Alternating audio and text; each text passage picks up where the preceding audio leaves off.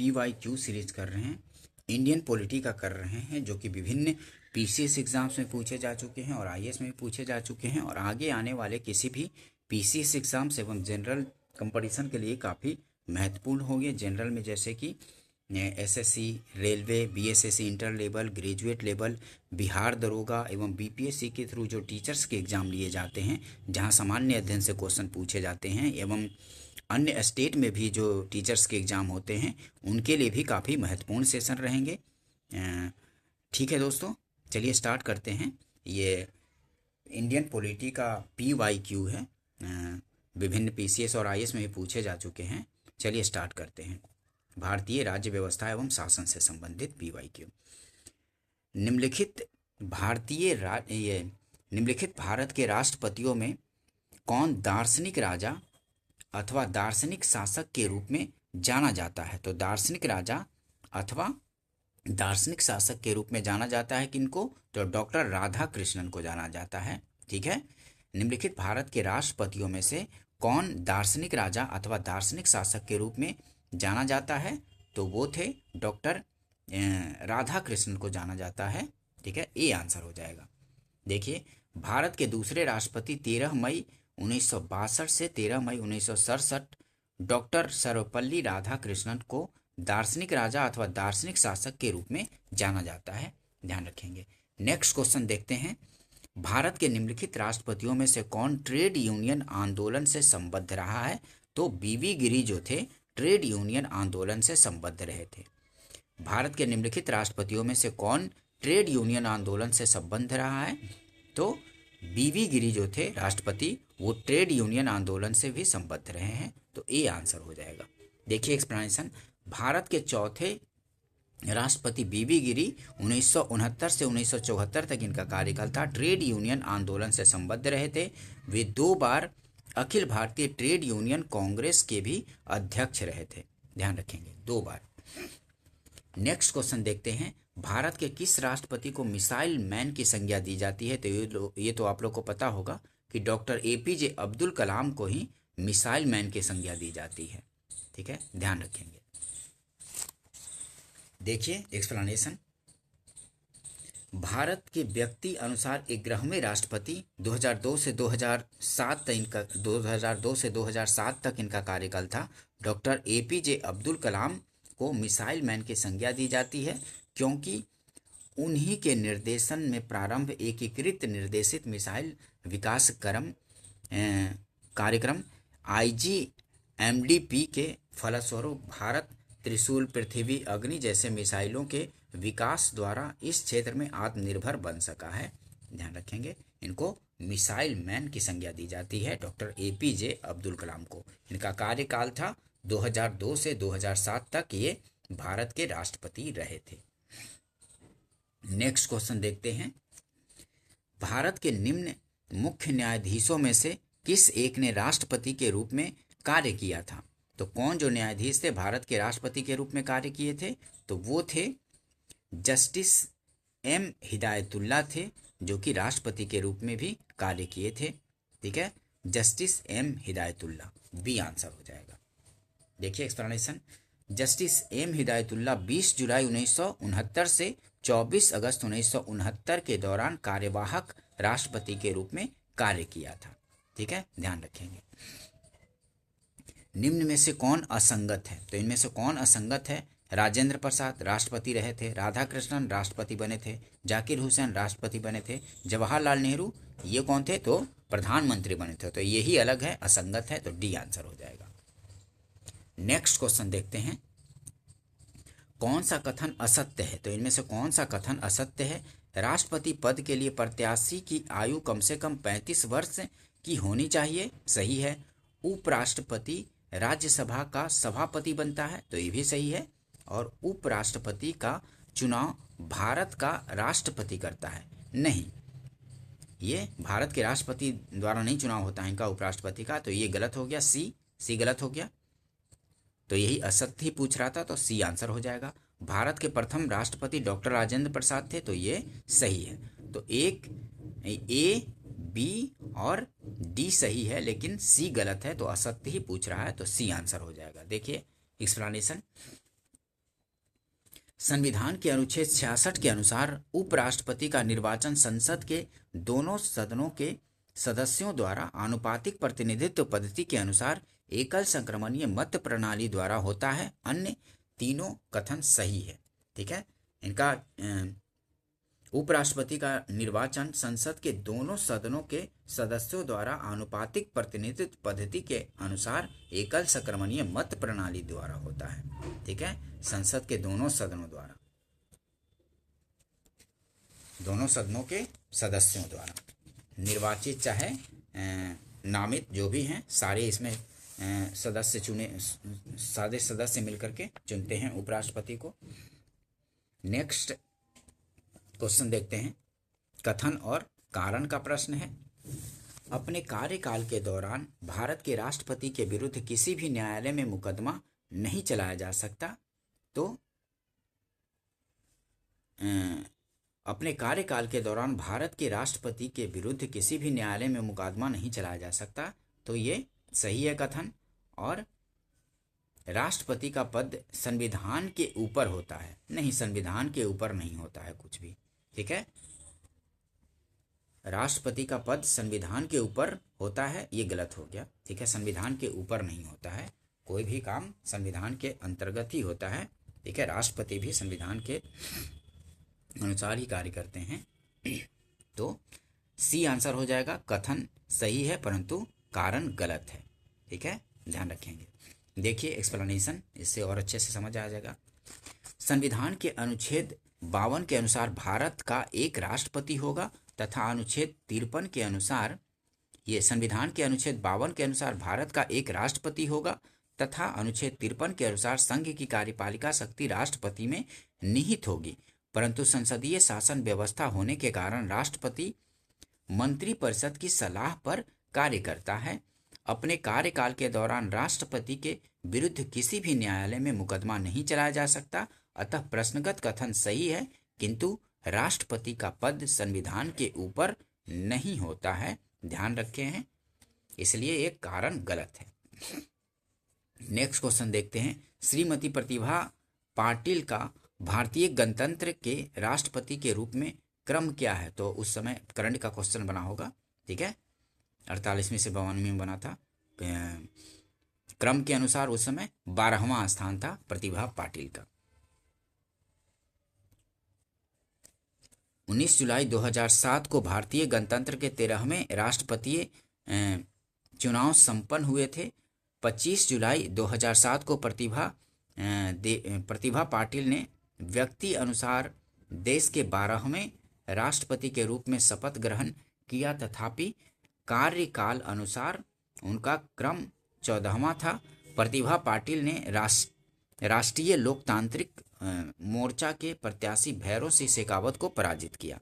वे भारत की प्रथम महिला राष्ट्रपति हैं। कौन? तो प्रतिभा पाटिल हैं, प्रथम राष्ट्रपति बनी थी भारत की, प्रथम महिला राष्ट्रपति। ठीक है, प्रथम महिला राष्ट्रपति बनी थी प्रतिभा पाटिल। ऐसे तो प्रथम राष्ट्रपति डॉक्टर राजेंद्र प्रसाद थे ना। ठीक है, नेक्स्ट क्वेश्चन देखते हैं। एक विधेयक जो संसद में प्रस्तुत किया जाता है, कौन सी क्रिया के बाद अधिनियम बन जाता है? तो जब राष्ट्रपति अपनी सहमति दे देते हैं तब वो अधिनियम बन जाता है। एक विधेयक जो संसद में प्रस्तुत किया जाता है, कौन सी क्रिया के बाद अधिनियम बन जाता है? तो जब राष्ट्रपति अपनी सहमति दे देता है तब। बी आंसर हो जाएगा। देखिए एक्सप्लेनेशन देखते हैं। संविधान के अनुच्छेद 111 में विधेयकों पर राष्ट्रपति की अनुमति से संबंधित उपबंध है। एक विधेयक जो संसद में प्रस्तुत किया जाता है वह अधिनियम तभी बन पाता है जब राष्ट्रपति उस पर हस्ताक्षर कर अपनी सहमति दे देता है। नेक्स्ट क्वेश्चन देखते हैं। निम्नलिखित में से किसी भौगोलिक क्षेत्र को अनुसूचित घोषित करने का संवैधानिक अधिकार किसको है? तो राष्ट्रपति को है। डी आंसर हो जाएगा। निम्नलिखित में से किसी भौगोलिक क्षेत्र को अनुसूचित घोषित करने का संवैधानिक अधिकार किसको है? तो राष्ट्रपति को है। डी आंसर होगा। एक्सप्लेनेशन देखिए। संविधान की 5वीं अनुसूची के पैराग्राफ 6 में अनुसूचित क्षेत्रों से संबंधित निम्न प्रावधान है। राष्ट्रपति के आदेश द्वारा किसी भौगोलिक क्षेत्र को अनुसूचित क्षेत्र घोषित अथवा विस्तारित किया जा सकता है। दूसरा है, किसी भी समय राष्ट्रपति के आदेश द्वारा अनुसूचित क्षेत्र के संपूर्ण अथवा किसी विशिष्ट भाग को समाप्त किया जा सकता है। और तीसरा है, राज्य के राज्यपाल की सहमति से राज्य के अनुसूचित क्षेत्र के क्षेत्रफल को बढ़ाया जा सकता है। ध्यान रखेंगे इनको। नेक्स्ट क्वेश्चन देखते हैं। वह राष्ट्र का प्रतिनिधित्व करता है परंतु राष्ट्र का नेतृत्व नहीं करता, यह उक्ति निम्न में से किस पर लागू होती है? तो वो है राष्ट्रपति पर यह लागू होती है कि वह राष्ट्र का प्रतिनिधित्व करता है परंतु राष्ट्र का नेतृत्व नहीं करता है। यह उक्ति निम्न में से किस पर लागू होती है? तो राष्ट्रपति पर। ठीक है, ध्यान रखेंगे। एक्सप्लेनेशन देखिए, बी आंसर हो जाएगा। भारत के राष्ट्रपति में यदि समस्त कार्यपालिका शक्ति निहित होती है परंतु वह शासन का मात्र औपचारिक प्रमुख होता है और वास्तविक रूप से शासन संचालन प्रधानमंत्री सहित मंत्रिपरिषद द्वारा किया जाता है, जो कि लोकसभा के प्रति उत्तरदायी होते हैं। इस प्रकार प्रश्नगत उक्ति राष्ट्रपति पर लागू होती है। ठीक है, एक्सप्लेनेशन को ठीक से करते चलेंगे। नेक्स्ट क्वेश्चन देखते हैं।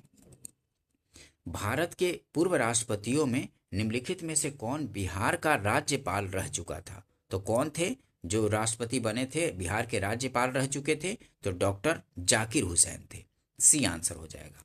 ठीक है, डॉक्टर जाकिर हुसैन 6 जुलाई 1957 से 11 जुलाई 1962 तक बिहार के राज्यपाल, 13 मई 1962 से 12 मई 1967 तक भारत के उपराष्ट्रपति और 13 मई 1967 से 3 मई 1969 तक उनकी मृत्यु हुई तक भारत के राष्ट्रपति रहे थे। ठीक है, ध्यान रखेंगे। जाकिर हुसैन बिहार के राज्यपाल भी रहे थे और फिर उपराष्ट्रपति बने थे और फिर राष्ट्रपति भी बने थे जाकिर हुसैन। नेक्स्ट क्वेश्चन देखते हैं। राष्ट्रपति भवन को डिजाइन किया था, ये राष्ट्रपति भवन को डिजाइन किया गया था किसके द्वारा? तो एडविन लुटियंस द्वारा डिजाइन किया गया था। सी आंसर होगा।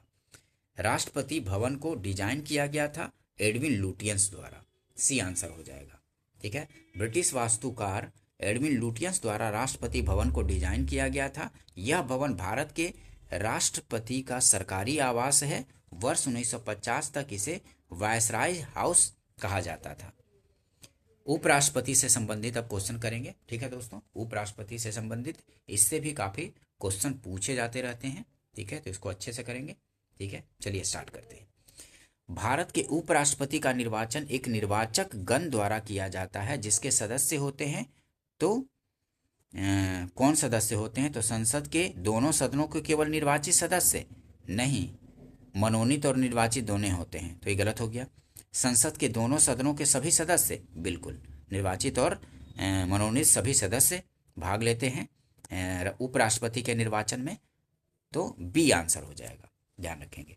एक्सप्लेनेशन देखिए। संविधान के अनुच्छेद 66(1) के तहत उपराष्ट्रपति का निर्वाचन संसद के दोनों सदनों के सदस्यों से मिलकर बनने वाले निर्वाचक गण के सदस्यों द्वारा अनुपातिक प्रतिनिधित्व पद्धति के अनुसार एकल संक्रमणीय मत द्वारा होता है। ध्यान रखेंगे इसको। नेक्स्ट क्वेश्चन देखते हैं। भारत के उपराष्ट्रपति निर्वाचित होते हैं। तो भारत के उपराष्ट्रपति कैसे निर्वाचित होते हैं? संसद के दोनों सदनों के सदस्यों द्वारा। ठीक है, संसद के दोनों सदनों के सदस्यों द्वारा उपराष्ट्रपति का निर्वाचन होता है। सी आंसर हो जाएगा। ठीक है, नेक्स्ट क्वेश्चन देखते हैं। ये कथन और कारण का प्रश्न है। कोई व्यक्ति उपराष्ट्रपति निर्वाचित होने का पात्र तभी होगा जब वह राज्यसभा का सदस्य होने के लिए अर्हित है। तो कथन सही हो गया। और उपराष्ट्रपति राज्यसभा का पदेना सभापति होता है। उपराष्ट्रपति राज्यसभा का पदेना सभापति होता है। तो कारण भी सही है, आर भी सही है। ठीक है, तो कथन और कारण दोनों सही है और सही स्पष्टीकरण भी करता है। तो ए आंसर हो जाएगा। ठीक है, ध्यान रखेंगे। स्पष्टीकरण भी सही करता है। एक बार फिर से देखिए। कोई व्यक्ति उपराष्ट्रपति निर्वाचित होने का पात्र तभी होगा जब राज्यसभा का सदस्य होने के लिए अर्हित है। सही है। और उपराष्ट्रपति राज्यसभा का पदेना सभापति होता है। तो ये भी सही हो गया, दोनों सही है और कारण कथन का सही स्पष्टीकरण भी है, तो ए आंसर होगा। नेक्स्ट को ये एक्सप्लेनेशन देखिए, इससे और अच्छे से समझ आएगा। कथन की कारण द्वारा पुष्टि होती है क्योंकि अनुच्छेद 66(3) के अनुसार उपराष्ट्रपति बनने के लिए राज्यसभा का सदस्य निर्वाचित होने की अर्हता होनी चाहिए, जबकि अनुच्छेद 89(1) के अनुसार उपराष्ट्रपति राज्यसभा का पदेना सभापति होता है। ठीक है, नेक्स्ट क्वेश्चन देखते हैं। उपराष्ट्रपति से संबंधित निम्न कथनों में से कौन सी सही नहीं है? तो उपराष्ट्रपति से संबंधित निम्न कथनों में से कौन सी सही नहीं है? तो कौन सही नहीं है? उपराष्ट्रपति बनने के लिए व्यक्ति के पास जनता के सदन के सदस्य निर्वाचित होने की योग्यता। उपराष्ट्रपति बनने के लिए व्यक्ति के पास जनता के सदन के सदस्य निर्वाचित होने की योग्यता, तो ये गलत है, सही नहीं है। और उसको एक औपचारिक महाभियोग द्वारा पद से हटाया जा सकता है, तो ये भी गलत है, चौथा भी गलत है। दूसरा देखते हैं, किसी राज्य की विधायिका का सदस्य इस पद के लिए उम्मीदवार हो सकता है, तो ये सही है। ठीक है, उम्मीदवार हो सकता है। और उपराष्ट्रपति के पद का कार्यकाल उतना ही होता है जितना कि राष्ट्रपति का, तो ये भी सही है। दूसरा और तीसरा सही है, लेकिन पहला और चौथा गलत है, तो सही नहीं ही पूछ रहा था, तो पहला और चौथा हो जाएगा आंसर, सी आंसर होगा। ठीक है, सी आंसर होगा, ध्यान रखेंगे। देखिए एक्सप्लेनेशन। उपराष्ट्रपति बनने के लिए आवश्यक है कि व्यक्ति के पास राज्यसभा का सदस्य निर्वाचित होने की योग्यता हो। इस प्रकार कथन एक गलत है। ठीक है, और राज्यसभा को ये राष्ट्रपति को राज्यसभा में प्रस्तुत एवं सामान्य बहुमत से पारित संकल्प जिससे लोकसभा सहमत हो से हटाया जा सकता है। राष्ट्रपति को राज्यसभा में प्रस्तुत एवं सामान्य बहुमत से पारित संकल्प जिससे लोकसभा सहमत हो से हटाया जा सकता है। ठीक है, नहीं, यहाँ उपराष्ट्रपति होगा। उपराष्ट्रपति को राज्यसभा में प्रस्तुत एवं सामान्य बहुमत से पारित संकल्प जिससे लोकसभा सहमत हो से हटाया जा सकता है। इस प्रकार कथन 4 गलत है, क्योंकि औपचारिक महाभियोग में विशेष बहुमत की आवश्यकता होती है। ठीक है, ध्यान रखेंगे। नेक्स्ट क्वेश्चन देखते हैं। भारत के उपराष्ट्रपति का चुनाव किस तरह होता है? तो भारत के उपराष्ट्रपति का चुनाव लोकसभा और राज्यसभा के सांसदों द्वारा सीधे चुनाव से, ठीक है, मतलब लोकसभा और राज्यसभा के सदस्यों द्वारा चुने जाते हैं उपराष्ट्रपति। इसमें लोकसभा और राज्यसभा के निर्वाचित मनोनीत सारे सदस्यों द्वारा उपराष्ट्रपति का चुनाव किया जाता है, तो डी आंसर हो जाएगा। ठीक है, ध्यान रखेंगे। नेक्स्ट क्वेश्चन देखते हैं। देखिए एक्सप्लेनेशन देख लें। संविधान के अनुच्छेद 66(1) के तहत उपराष्ट्रपति का चुनाव लोकसभा और राज्यसभा के सांसदों द्वारा अनुपातिक प्रतिनिधित्व प्रणाली के अनुसार एकल सकर्मणीय मत द्वारा होता है। ऐसा निर्वाचन गुप्त मतदान द्वारा होता है। नेक्स्ट क्वेश्चन देखते हैं। निम्नलिखित में से कौन भारत के उपराष्ट्रपति का निर्वाचन करता है? तो नीचे दिए गए कूट से सही उत्तर चुनिए। तो उपराष्ट्रपति का निर्वाचन कौन करता है? तो लोकसभा के सदस्य और राज्यसभा के सदस्य करते हैं, तो 1 और 2 सही हो गया। विधानसभा के सदस्य नहीं, और विधान परिषदों के सदस्य नहीं, 1 और 2 सही हो गया, ए आंसर हो जाएगा। ठीक है,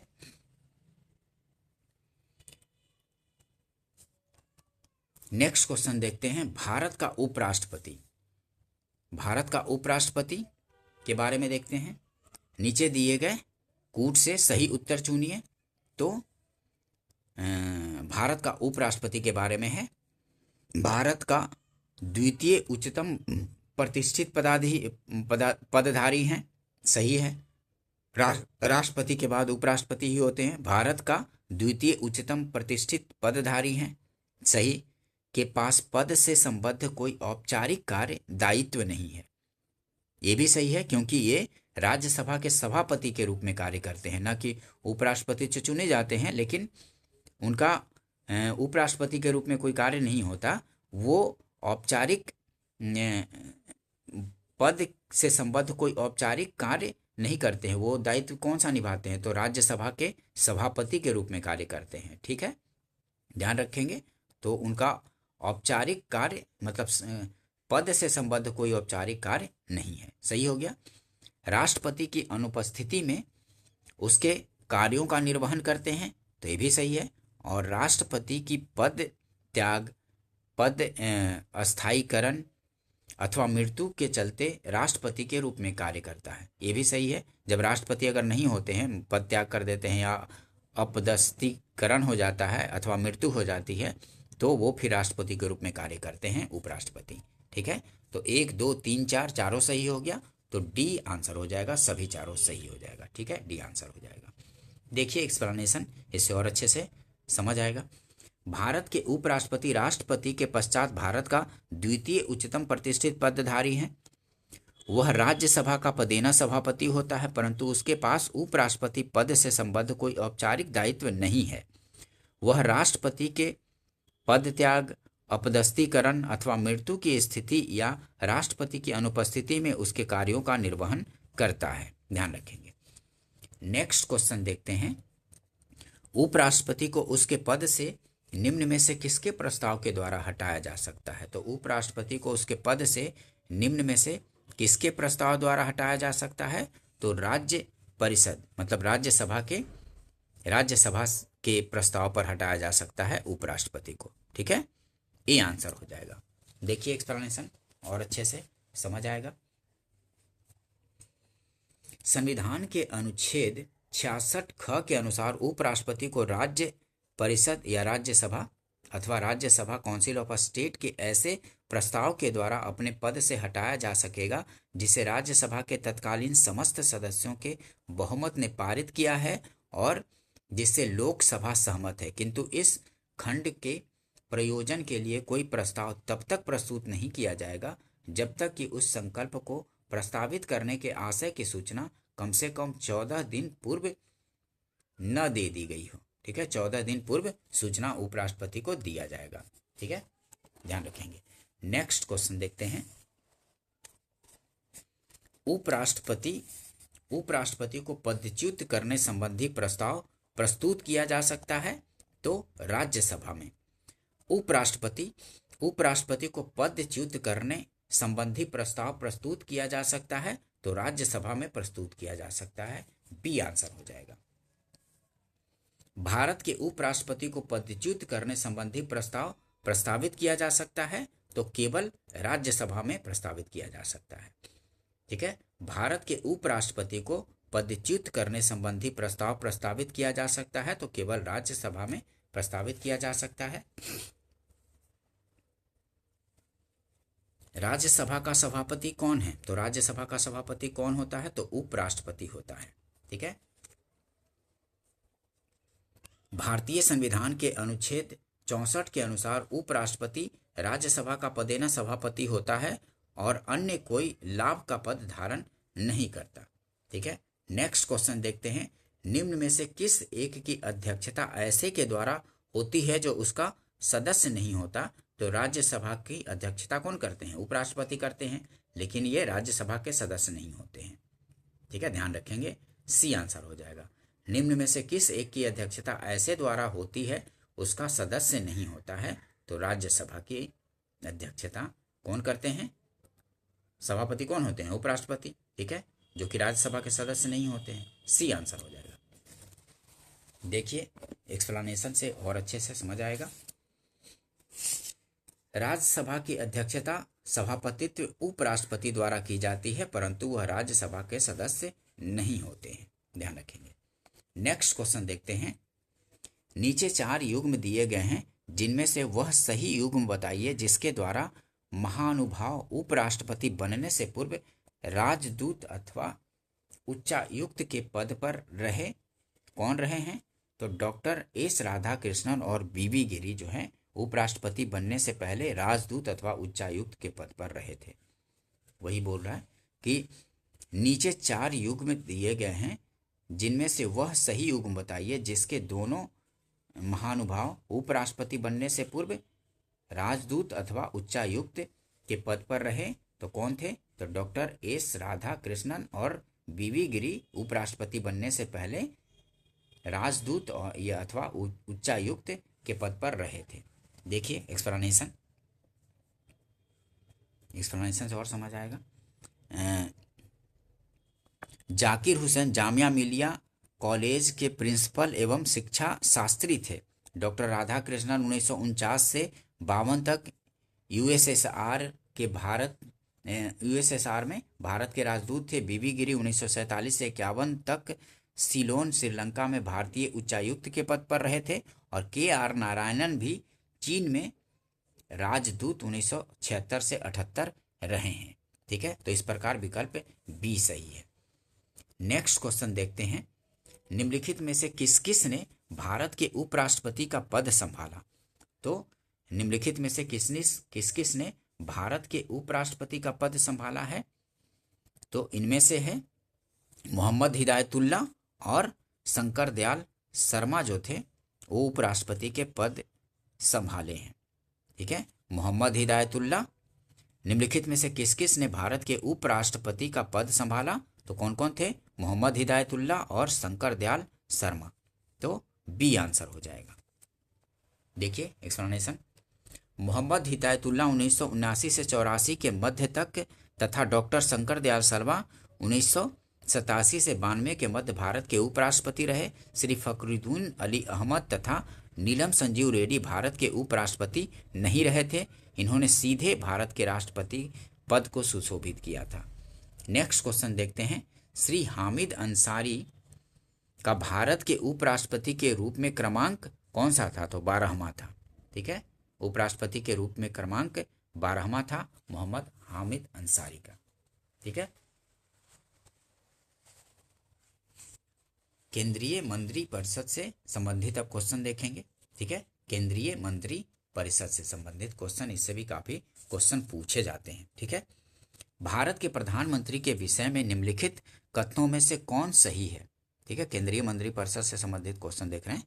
भारत के प्रधानमंत्री के विषय में निम्नलिखित कथनों में से कौन सही है? तो प्रधानमंत्री मंत्री परिषद का वास्तविक नेता होता है। ठीक है, ध्यान रखेंगे, भारत के प्रधानमंत्री के विषय में निम्नलिखित कथनों में से कौन सही है? तो प्रधानमंत्री मंत्री परिषद का वास्तविक नेता है। डी आंसर हो जाएगा, ध्यान रखेंगे। एक्सप्लेनेशन देखिए, इससे और अच्छे से समझ आएगा। देखिए, भारत के संविधान के अनुच्छेद 74(1) में स्पष्ट उल्लेख है कि राष्ट्रपति को सहायता और सलाह देने के लिए एक मंत्री परिषद होगी जिसका प्रधान प्रधानमंत्री होगा। राष्ट्रपति प्रधानमंत्री का चयन करता है, वह अनिवार्यतः ऐसे व्यक्ति को नियुक्त करता है जो उस दल का नेता है जिसका लोकसभा में बहुमत है, या ऐसा व्यक्ति है जो अन्य राजनीतिक दलों का समर्थन प्राप्त करके लोकसभा का विश्वास जीत लेगा। अन्य सभी मंत्री राष्ट्रपति द्वारा प्रधानमंत्री की सलाह पर नियुक्त किए जाते हैं। प्रधानमंत्री व्यवहार में राष्ट्रपति के माध्यम से किसी भी मंत्री को बर्खास्त कर सकता है। ठीक है, प्रधानमंत्री व्यवहार में राष्ट्रपति के माध्यम से किसी भी मंत्री को बर्खास्त कर सकता है। व्यवहार में प्रधानमंत्री मंत्री परिषद का वास्तविक नेता होता है। ध्यान रखेंगे कि व्यवहार में प्रधानमंत्री जो होते हैं मंत्री परिषद का वास्तविक नेता होता है। अतः विकल्प डी सही है। ठीक है, एक्सप्लेनेशन को ठीक से करेंगे ताकि आसपास से जो क्वेश्चन बनते हैं वो न छूटे। ठीक है, नेक्स्ट क्वेश्चन देखते हैं, भारत का प्रधानमंत्री होता है, तो भारत का प्रधानमंत्री क्या होते हैं? नियुक्त होते हैं राष्ट्रपति के द्वारा। ठीक है, भारत का प्रधानमंत्री होता है, नियुक्त होता है, राष्ट्रपति के द्वारा इनको नियुक्त किया जाता है। ध्यान रखेंगे, एग्जैक्टली शब्दों मतलब संविधान में जिस तरह से शब्द दिए गए हैं उस अनुसार क्वेश्चन पूछ दिए जाते हैं। तो भारत का प्रधानमंत्री नियुक्त होता है। नेक्स्ट क्वेश्चन देखते हैं, भारत का प्रधानमंत्री मुख्य है, तो भारत का प्रधानमंत्री मुख्य है, केंद्रीय सरकार का मुख्य होता है। भारत का प्रधानमंत्री केंद्रीय सरकार का मुख्य है। ठीक है। एक्सप्लेनेशन देखिए, अनुच्छेद 74(1) के अनुसार राष्ट्रपति को सहायता और सलाह देने के लिए मंत्रिपरिषद होगी जिसका प्रधान प्रधानमंत्री होगा। इस प्रकार भारत का प्रधानमंत्री केंद्रीय सरकार का प्रमुख होता है। प्रमुखतः यह लोकसभा में बहुमत वाले दल का नेता होता है। अनुच्छेद 78 के अनुसार यह प्रधानमंत्री का कर्तव्य है कि मंत्रिपरिषद के सभी विनिश्चय से राष्ट्रपति को संसूचित करे और जो जानकारी राष्ट्रपति मांगे वह दे। ध्यान रखेंगे। नेक्स्ट क्वेश्चन देखते हैं। भारत के संविधान के अनुच्छेद 78 में प्रावधान है दायित्व का, तो प्रधानमंत्री के दायित्व का प्रावधान है अनुच्छेद 78 में। ठीक है, भारत के संविधान के अनुच्छेद 78 में प्रावधान है दायित्व का, तो प्रधानमंत्री के दायित्व का प्रावधान है अनुच्छेद 78 में। डी आंसर होगा। ठीक है, एक्सप्लेनेशन देखिए, भारतीय संविधान के अनुच्छेद 78 में प्रधानमंत्री के दायित्वों का प्रावधान है जिसके तहत प्रधानमंत्री का यह कर्तव्य होगा कि वह संघ के कार्यपालिका के प्रशासन संबंधी और विधान विषयक प्रस्तावनाओं संबंधी मंत्रिपरिषद के सभी विनिश्चय राष्ट्रपति को संसूचित करे। और ख में क्या है, तो संघ के कार्यपालिका के प्रशासन संबंधी और विधान विषयक प्रस्तावनाओं संबंधी जो जानकारी राष्ट्रपति मांगे वह दे। ठीक है, अब ग में क्या है, 78 ग में किसी विषय को जिस पर किसी मंत्री ने विनिश्चय कर दिया है किंतु मंत्रिपरिषद ने विचार नहीं किया है, राष्ट्रपति द्वारा अपेक्षा किए जाने पर परिषद के समक्ष विचार के लिए रखे। ठीक है, ध्यान रखेंगे एक्सप्लेनेशन को भी। नेक्स्ट क्वेश्चन देखते हैं, कैबिनेट का तात्पर्य क्या है, तो कैबिनेट का तात्पर्य है कैबिनेट स्तर के मंत्री से। ठीक है, कैबिनेट का तात्पर्य है कैबिनेट स्तर के मंत्री से तात्पर्य है। बी आंसर होगा। देखिए एक्सप्लेनेशन, कैबिनेट या मंत्रिमंडल प्रधानमंत्री सहित कैबिनेट स्तर के मंत्रियों की परिषद होती है, जबकि मंत्रिपरिषद में प्रधानमंत्री एवं कैबिनेट स्तर के मंत्रियों सहित राज्य मंत्री एवं उप मंत्री भी शामिल होते हैं।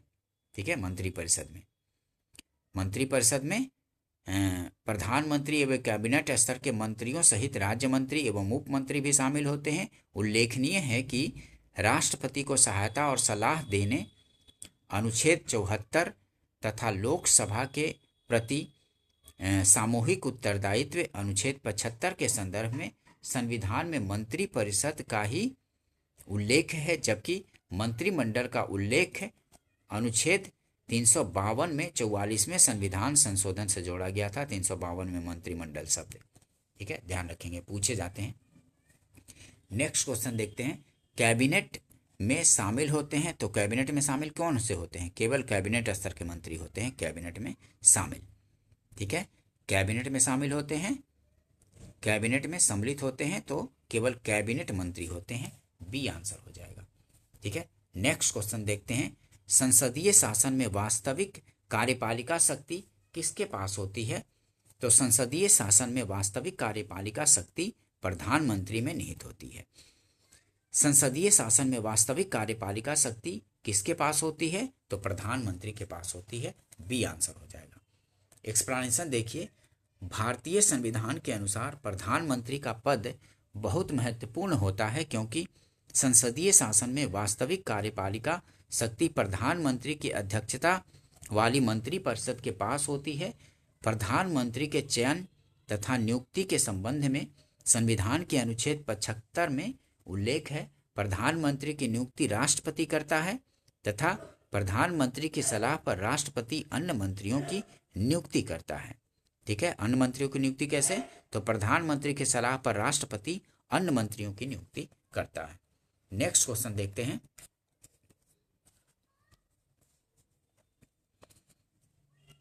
ये दो कथन दिए गए हैं, निम्नलिखित कथनों पर विचार कीजिए, दोनों में से कौन सा सही है ये पूछ रहा है। ठीक है, राष्ट्रपति भारत सरकार का कार्य अधिक सुविधा अनुसार किए जाने के लिए और मंत्रियों में उक्त कार्य के आवंटन के लिए नियम बनाएगा।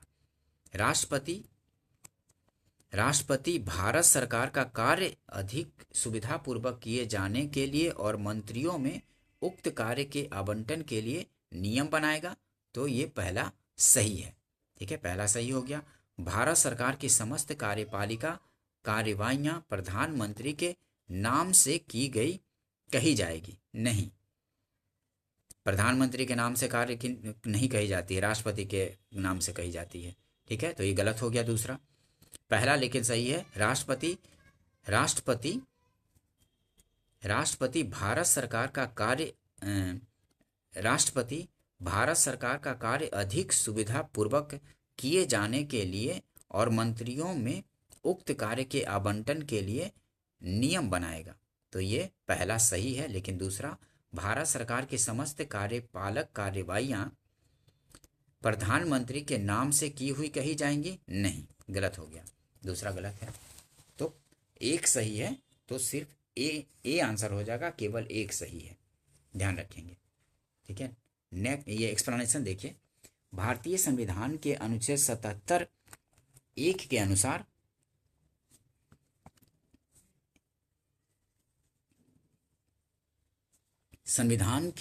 भारतीय संविधान के अनुच्छेद 77(1) के अनुसार भारत सरकार की समस्त कार्यपालिका कार्यवाहियां राष्ट्रपति के नाम से की हुई कही जाएंगी तथा अनुच्छेद 77(3) के अनुसार राष्ट्रपति भारत सरकार का कार्य अधिक सुविधापूर्वक, जो राष्ट्रपति हैं 77(3) के अंतर्गत राष्ट्रपति भारत सरकार का कार्य अधिक सुविधापूर्वक किए जाने के लिए और मंत्रियों में उक्त कार्य के आवंटन के लिए नियम बनाएगा। ये चीज़ को ध्यान रखेंगे। ये बीपीएससी में मतलब कि मेरे ख्याल से 71 में इस तरह का लैंग्वेज से क्वेश्चन पूछा गया है। ठीक है, किसी ऑप्शन में दे करके उस तरह से पूछ दिए जाते हैं। ठीक है, इसलिए ध्यान से करेंगे क्वेश्चन। मेरे ख्याल से यही क्वेश्चन था, देखेंगे आप लोग। ठीक है, नेक्स्ट शब्द ऐसे ही थे क्वेश्चन में, ऑप्शन में। नेक्स्ट क्वेश्चन देखते हैं। यदि भारत के, क्योंकि जो PYQ होते हैं उससे कहीं ना कहीं ऑप्शन बना दिए जाते हैं या फिर डायरेक्ट भी पूछ दिए जाते हैं, तो थोड़ा ठीक से करेंगे PYQ के, क्योंकि आसपास से ही क्वेश्चन बनते हैं। ठीक है दोस्तों, चलिए करते हैं। यदि भारत के प्रधानमंत्री संसद के उच्च सदन के सदस्य हैं तो यदि भारत के प्रधानमंत्री संसद के उच्च सदन के सदस्य हैं तो वे अविश्वास प्रस्ताव की स्थिति में अपने पक्ष में वोट नहीं दे सकेंगे। तो ये सही हो गया। ठीक है, ये सही है। वे अविश्वास प्रस्ताव की स्थिति में अपने पक्ष में वोट नहीं दे सकेंगे जब उच्च सदन के सदस्य हैं तो। ठीक है, यदि भारत के प्रधानमंत्री संसद के उच्च सदन के सदस्य हैं तो वे अविश्वास प्रस्ताव की स्थिति में अपने पक्ष में वोट नहीं दे सकेंगे। सही हो गया। ठीक है, देखिए एक्सप्लेनेशन। प्रधानमंत्री या मंत्रिपरिषद का कोई सदस्य जो किसी भी सदन का सदस्य है वह वहां बोल सकता है, मतदान कर सकता है, किंतु वह जिस सदन का सदस्य नहीं है वहां बोल सकता है किंतु मतदान में भाग नहीं ले सकता है। ठीक है, तो यहाँ बोल रहा था कि अगर उच्च सदन का सदस्य है तो अविश्वास प्रस्ताव की स्थिति में अपने पक्ष में वोट नहीं दे सकेंगे। ठीक है, ध्यान रखेंगे, क्योंकि ये उच्च सदन के हैं तो राज्यसभा के हैं ना, तो वहीं वोट दे सकते हैं जहां वो जिसके सदस्य हैं। अब बोलने के लिए तो बोल सकते हैं लोकसभा में भी, राज्यसभा में, लेकिन मत वहीं देंगे जहां के वो सदस्य हैं। तो वो उच्च सदन के सदस्य हैं तो उच्च सदन में ही देंगे ना। ठीक है दोस्तों, अगर सेशन पसंद आया हो तो इसको लाइक कीजिए, अपने फ्रेंड्स सर्किल में, अपने ग्रुप में इसको शेयर भी कर दीजिए, ताकि इस तरह के और भी सब्जेक्ट के वीडियो आप लोग के लिए आ जा सकें। ठीक है दोस्तों, और सब्सक्राइब भी कर लीजिए। ठीक है, और दोस्तों बहुत सारे वीडियो बीपीएससी का फुल लेंथ भी कराया जा चुका है। कम से कम 8 फुल लेंथ क्वेश्चन 8 साल का पेपर करवा चुका हूं, जो कि प्लेलिस्ट में अवेलेबल है बीपीएससी का। ठीक है, और यूपी का भी करवाऊंगा फुल लेंथ इसलिए करवा रहा हूं कि सारे सब्जेक्ट का रिवीजन एक साथ होता चलेगा और कम से कम 4,000 का सेट तैयार हो जाएगा। तो आप जब पेपर देंगे तो फुल कॉन्फिडेंस होगा कि किस तरह के पेपर आएंगे, और कम से कम 3,500-4,000 क्वेश्चन दिमाग में रहेंगे। तो आसपास से ही क्वेश्चन बनते हैं, तो अगर एक दो बार आप उसको देख लेते हैं तो पूरा एक तरह से रिवीजन हो जाएगा एक बार में। कम से कम फुल लेंथ का करने से सारे सब्जेक्ट एक बार रिवाइज होते चलेंगे, तो उस हिसाब से आपकी तैयारी बेहतर होते चलेगी। और सेक्शन वाइज भी करते चल रहे हैं, ठीक है, सेक्शन वाइज भी कर रहे हैं। सेक्शन वाइज में हिस्ट्री कंप्लीट कराया जा चुका है, और वो भी प्लेलिस्ट में अवेलेबल है। ज्योग्राफी भी लगभग कंप्लीट है, पॉलिटी भी चल रहा है, और भी सब्जेक्ट धीरे धीरे आते रहेंगे, ठीक है। तो उसको जा कर के देखिए और अपनी तैयारी को और बेहतर कीजिए। और अभी टीचर्स का वैकेंसी आने वाला है, मतलब कि लगभग अब उसका नोटिफिकेशन अब आएगा ही। उस बीपीएससी ने नोटिफाई कर दिया है कि कभी भी अब नोटिफिकेशन आ जाएगा, उसमें अच्छे से तैयारी करके और दीजिए, ठीक है। ठीक है दोस्तों, मिलते हैं नेक्स्ट वीडियो में। वीडियो देखने के लिए थैंक यू दोस्तों।